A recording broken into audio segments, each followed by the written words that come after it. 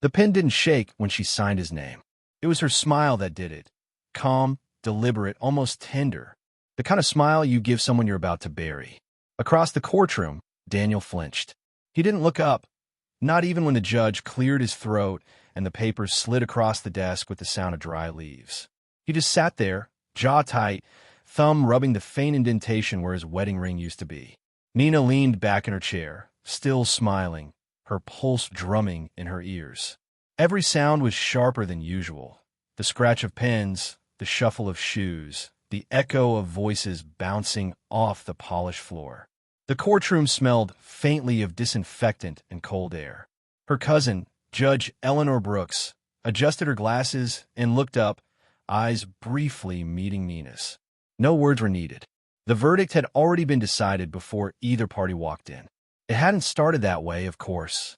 It had started with laughter, with Daniel's hand brushing hers in the kitchen, with promises whispered into the soft hours between midnight and dawn.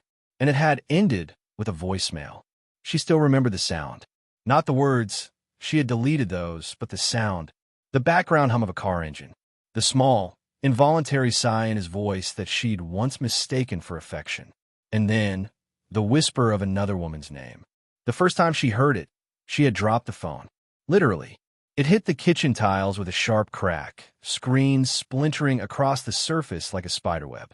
She'd stood there for a long moment, staring at the shards. The kettle screamed in the background. Somewhere outside, a dog barked.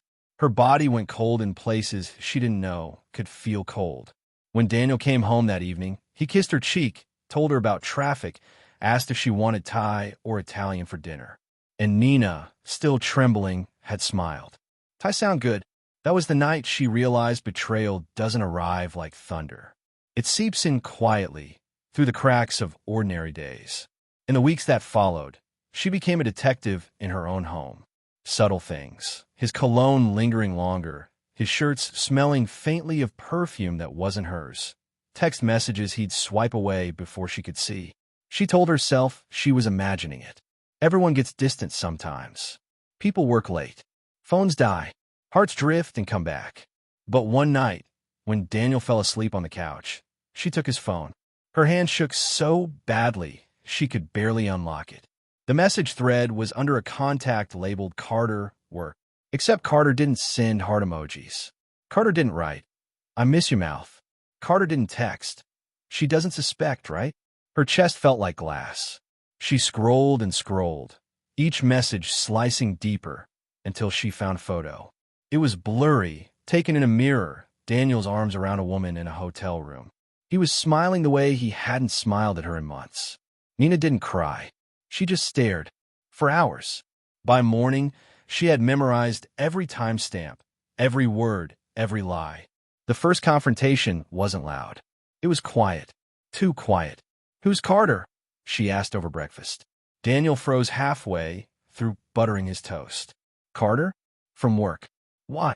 She looked at him, studying his face, the way his pupils flared, how his hand trembled just slightly. "Just wondering," she said softly. That was all. No accusation, no tears. Just quiet curiosity. He smiled, relieved. "You're being weird, babe." She smiled back. "Maybe." That night, she started her plan. Her cousin Eleanor had always been the rational one in the family. A judge with a spine of steel and a heart that hid behind logic. When Nina showed her the screenshots, Eleanor's only reaction was a long, slow exhale. "Do you want revenge or freedom?" she asked. "Both," Nina said. Eleanor nodded. "Then let's make sure you get them in the right order." Over the next few weeks, Nina gathered evidence, not out of anger, but with surgical precision. Bank statements, hotel bookings, the mysterious business trips that always coincided with her mother's chemo sessions. Every lie became a thread in her quiet tapestry of truth. And through it all, she kept smiling. She made his favorite meals. She wore the perfume he once loved. She let him believe everything was fine. When he told her, weeks later, that he thought they should take a break, she nodded gently, as though it were his idea. "Maybe you're right," she said. "Maybe some space would help." And when she kissed him goodbye at the airport for his conference in Chicago, she knew he wasn't going to Chicago. She knew exactly where he'd be, and she had the photos to prove it. Now, in the courtroom, Daniel finally looked up. "You set me up," he said, voice low. Nina tilted her head. "No, Daniel. You did that yourself." His lawyer shifted uncomfortably beside him. The judge, her cousin, maintained her professional composure, though her eyes flickered briefly with something like approval. The gavel struck once. Divorce granted. Full assets to the petitioner, Nina Brooks. Daniel's face drained of color. "You, your cousin?" She didn't answer. She just stood, gathering her bag, her voice calm and deliberate. "Good luck, Daniel." As she walked past him, he reached out, his voice trembling. "Did you ever love me?" She paused. For a moment, her mask slipped. The truth flickered in her eyes, raw and painful. "Yes," she whispered. "That's the worst part." Outside the courthouse, the winter air bit at her cheeks. She inhaled deeply, feeling the weight lift, not completely, but enough. Her phone buzzed with a new message, a number she didn't recognize. "I heard it's over. I'm sorry it ended this way." The name beneath it made her stomach twist.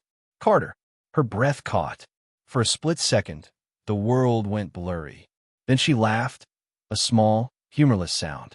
Of course, because in betrayal, there's never just one wound.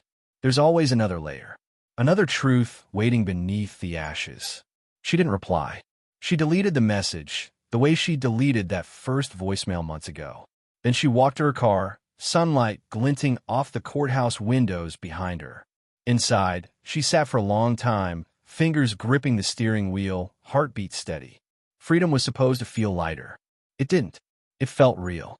She started the engine, the radio humming to life with a familiar song, one Daniel used to sing in the kitchen when he thought no one was listening. Her throat tightened. She turned it off. The silence felt cleaner. As she pulled away from the courthouse, a thought crossed her mind. Not bitter, not vengeful, just quiet and final. He had played his game. She had simply learned the rules better. And for the first time in months, her smile wasn't an act. It was peace, even if it was the kind that comes after fire.